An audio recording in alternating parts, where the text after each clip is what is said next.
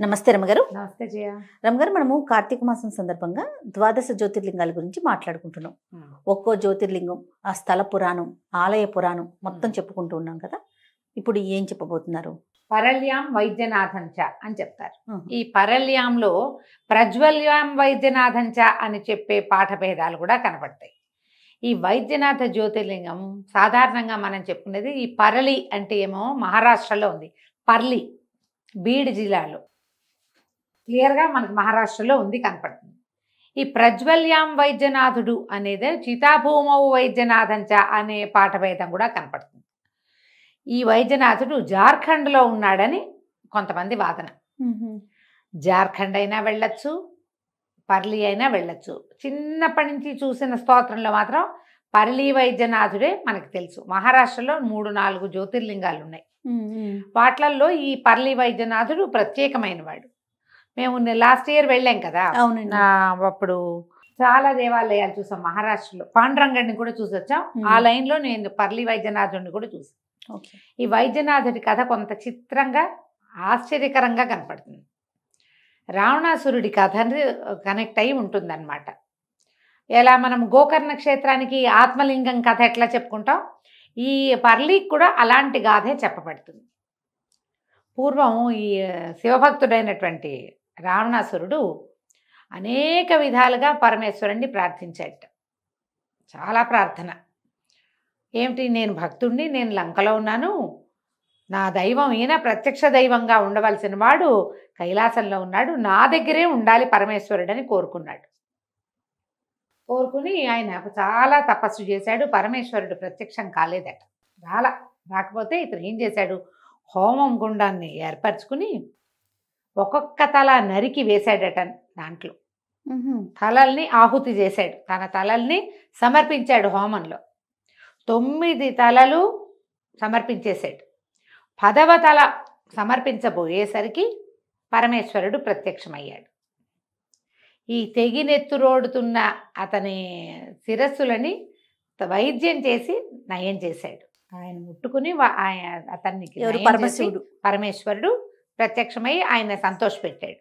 అప్పుడు రావణాసురుడు పరిపరి విధాలుగా ప్రార్థించి, నువ్వు నాతోటి ఉండమని అడిగితే నేను ఇక్కడి నుంచి రాలేను, కైలాసంలో ఇప్పుడు నా కుటుంబం అంతా ఇక్కడే, ప్రమథగణాలు ఇక్కడే ఉన్నాయి, గణాలన్నీ వచ్చి అక్కడ ఉండే అవకాశం లేదు, కాబట్టి నాకు బదులుగా నా ఆత్మలింగాన్ని ఇస్తానని ఆత్మలింగాన్ని రావణాసురుడి చేతిలో పెట్టారు. పెడితే రావణాసురుడు కైలాసం నుంచి తిరిగి వస్తూ తెచ్చుకున్నాడు. పరమేశ్వరుడు ఏం చెప్పాడంటే, భూమి మీద ఆనిందా ఇంకా కదలదు, కాబట్టి లంకకి చేరే వరకు భూమి మీద పెట్టద్దని చెప్పాడట. ఈయన పట్టుకొచ్చుకుంటున్నాడు. వస్తుంటే ఈ పరళి ప్రాంతానికి వచ్చాక, అయితే ఇది చితాభూమౌ అని చెప్పబడింది చూడు. చితాభూమి అంటే అది శ్మశానం. మరి పరళిలోది శ్మశానం అని అయితే ఏం చెప్పినట్టుగా అనిపించదు. ఒక శ్మశాన వాటిక దగ్గరకు వచ్చేసరికల్లా ఆయనకి మూత్ర విసర్జన చేయవలసి వచ్చింది. ఈ ఆత్మలింగం చేత్తో పుచ్చుకుని ఈ పని ఎట్లా చేస్తానని అటు ఇటు చూసి ఒక గొల్ల పిల్లవాడు ఒకడు కనపడితే, గొడ్లు కాసుకుంటున్నవాడు, గణపతి అని చెప్పరు కథలో, సాధారణ మానవ బాలుడికే ఒక 5 నిమిషాలు పట్టుకోమని 2 నిమిషాలని పిల్లవాడి చేతిలో పెట్టారు. పెట్టి ఈయన మూత్ర విసర్జనకి వెళ్ళాడు. అక్కడే కొంచెం అవతలకి వెళ్ళాడు.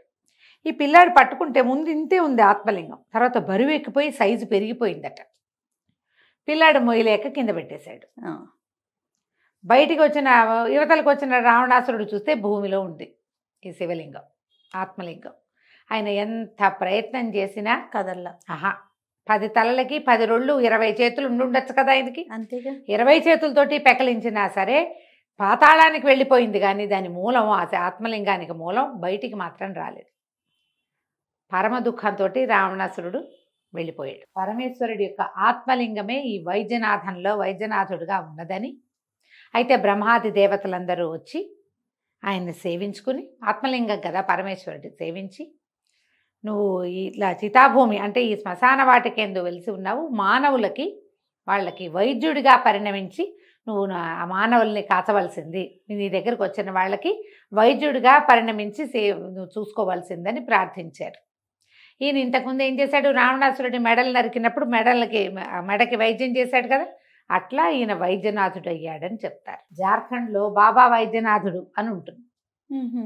ఇక్కడ పర్లి వైద్యనాథుడే విశాలమైన దేవాలయం. అది ఎంత పెద్దగా ఉంటుందో, చక్కగా ఎత్తుగా ఉంటుంది. ఎక్కువ కొండని చెప్పలేం మనం, కొంచెం ఒక 10 అడుగులు ఎత్తు మీద ఉందనిపిస్తుంది దేవాలయం. మెట్లెక్కి పైకి వెళ్ళాలి, చాలా విశాలంగా ఉంటుంది. పెద్ద శివలింగం. లోపలికి వెళ్ళి ప్రతి వాళ్ళు స్వయంగా అభిషేకం చేసుకునే అవకాశం ఉంది అక్కడ పర్లీలో. అయితే మేము వెళ్ళినప్పుడు, నేను వెళ్ళాను కదా, అందుకని ఈ విషయం క్లియర్గా తెలుసు అనమాట. వాళ్ళు ఎవరో మాట్లాడారు, ఆయన ఎవరు చెప్పారు, ఇది కాదండి ఒరిజినల్, జార్ఖండ్లో ఉన్నదే అని ఆయన చెప్పాడు. అయిందా? మేము ఇక్కడ మాట్లాడినప్పుడు పర్లీలో ఉన్న వైద్యనాథుడే నిజమైన వైద్యనాథుడు అని, అక్కడికే వెళ్ళాలని ఇక్కడ ఒకళ్ళు చెప్పారు. సో భిన్నాభిప్రాయాలు ఉన్నాయి. కానీ మహారాష్ట్రలో మాత్రం ఉన్న జ్యోతిర్లింగాల లెక్కలో ఈ పర్లీ వైద్యనాథుడు 5వ జ్యోతిర్లింగంగా ప్రత్యేకంగా చెప్పబడతాడు. ఈయన రావణుడి కోరిక మీద భూమి మీదకి వచ్చిన వాడని ప్రతీతి. అదే ఆయన్ని దర్శిస్తే ఆరోగ్యం బాగుపడుతుంది అని చెప్పారు. అయితే మేము వెళ్ళినప్పుడు మామూలుగా నేను శివలింగ అభిషేకం కబుక్కొని మనం అభిషేకాలు అవి వండుకోకుండా ఉంటాం కదా, ఆయన ఒప్పుకోలే. ఆ లోపల ఉన్న అర్చక స్వామి పండా ఉన్నారు లోపల, ఆయన మంత్రం చెప్తుంటే మా వారు ఈయన తను రుద్రం చెప్పుకుంటారు, వాళ్ళకి అలవాటుగా రోజు రుద్రం చెప్తుంటే ఆయనకు తెలిసింది, మాకు తెలిసిన వాళ్ళం మేము అని ఆయనకు అర్థమైంది. ఆయన పిల్ల బాబు ఈయన చేస్తుంటే నా చేతికి చెంబి దండం పెట్టాను, నేను చెయ్యను అని.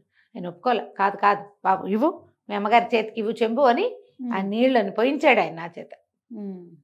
అమ్మ పంచాక్షరి చెప్పుకోండి 11 సార్లు చెప్పండి అని చెప్పి, నేను నోట్లో చెప్పుకుంటే కాదు పైకి చెప్పండి అని చెప్పి పోయించారు నీళ్ళు. అక్కడ నేను చూసా చాలామంది, ఎక్కువ మంది జనం లేరు మేము వెళ్ళినప్పుడు, కానీ వచ్చిన వాళ్ళందరూ ఆ స్త్రీలు ఆడవాళ్ళందరి చేత కూడా నీళ్లు పోయిస్తారు అక్కడ. మనం ఈ నార్త్ ఇండియాలో చూస్తాం జయ, దేవాలయాలకి చిన్న చెంబులు పట్టుకెళ్ళి ఇంటి నుంచి జలం పట్టుకెళ్ళి పోసి వస్తారు, నమస్కారం చేసుకుంటారు. ఎక్కడ శివలింగం ఉన్నా వాళ్ళు నీళ్లు పెట్టి అభిషేకమే ఆయనకి ఇష్టం.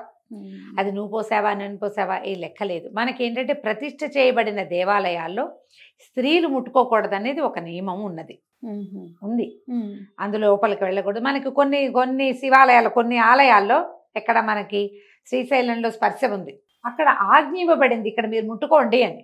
ఓకే. అప్పుడు అందరూ తల కూడా అని అనిపించారు. ఈ పర్లీలో చాలా విశాలమైన పెద్ద దేవాలయము. ఇంకా విష్ణుమూర్తికి కూడా ఒక సన్నిధి ఉంది, అమ్మవారు ఒక సన్నిధిలో కనపడతారు, కాలభైరవుడు ఉన్నాడు లోపల. కొద్దిగా హిందీ విధానాల్లో కనిపిస్తుంది, మరాఠీ ఇది కాబట్టి ప్రాంతీయ ఆచారాలు వేరే ఉంటాయి. కానీ ఈ పర్లి మనకి లిస్ట్లో ఉంది కదా 12 జ్యోతిర్లింగాల్లో, ఈయనని తప్పకుండా చూడాలి. అయితే మనం ఒకవేళ జార్ఖండే వెళ్తే అక్కడిది కూడా చూద్దాం. దేవఘర్ అనే ప్రాంతంలో ఉన్నది, అక్కడ కూడా బాబా వైద్యనాథ్ మందిరం అని చెప్తారు. అవకాశం ఉంటే అది కూడా చూస్తే సరిపోతుంది. మనకి 64 జ్యోతిర్లింగాలు ఉన్నాయని 12 ప్రముఖమైనవన్నీ మనం చెప్పుకుంటున్నాం. ఆ లైన్ వల్ల అది కూడా నిజమే అయి ఉండొచ్చు, తెలియండి. అవకాశం ఉంటే అది కూడా చూద్దాం. ఈ పర్లి వైద్యనాథుడు ఏంటంటే దీర్ఘకాల వ్యాధులు, ఎక్కడా లొంగని జబ్బులు, స్కిన్ ప్రాబ్లమ్స్ అంటే చర్మ వ్యాధులు ఇక్కడ నయమవుతాయి. ఆరోగ్య సమస్యలకి చాలా విశేషమైన, ఎందుకంటే ఆయన అలా సెలవిచ్చి ఉన్నాడు కాబట్టి ఇది ఇట్లా కుదురుతుందన్నమాట. అవకాశం ఉంటే మహారాష్ట్ర ట్రిప్ ఏదైనా చిన్నది పెట్టుకుంటే హైదరాబాద్ నుంచి చాలా సింపుల్గా వెళ్ళిపోవచ్చు. తప్పకుండా, పెద్ద దూరం ఏం కాదు. అవును, చక్కగా దర్శనం చేసుకోవచ్చు. బాగుంది దేవాలయం. సంతోషం గారు. నమస్తే. నమస్తే జయ.